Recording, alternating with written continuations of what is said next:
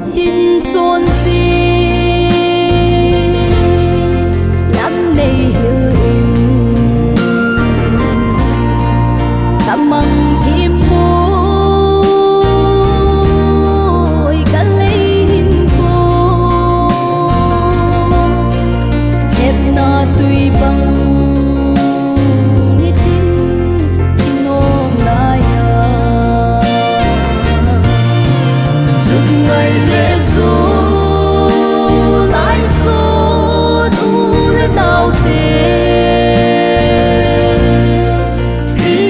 cõi chu tu ni cùng xuyên ta nắng lại kiến đi bi ai lòng đô tình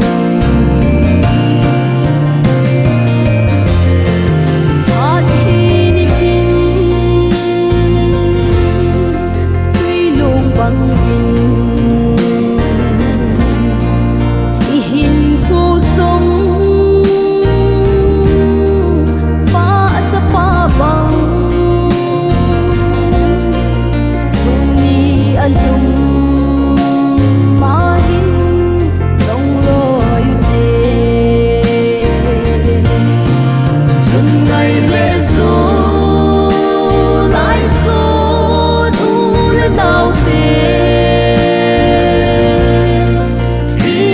cõi chu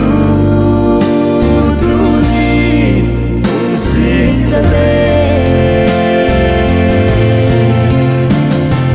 nắng lại kiến đi bi ai lòng đô tình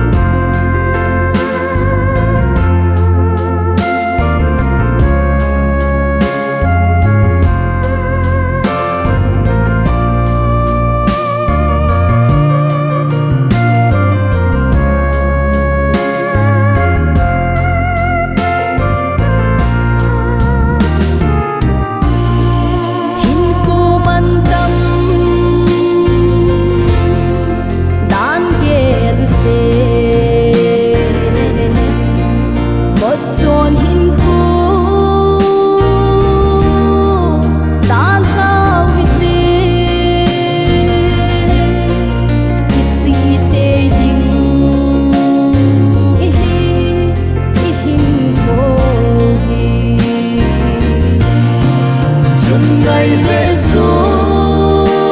lại số tu lên tao tê đi qua cõi chu tu ni cùng xuyên ta nắng lại kiến đi bi ai lòng đô tình kiến đi bi ai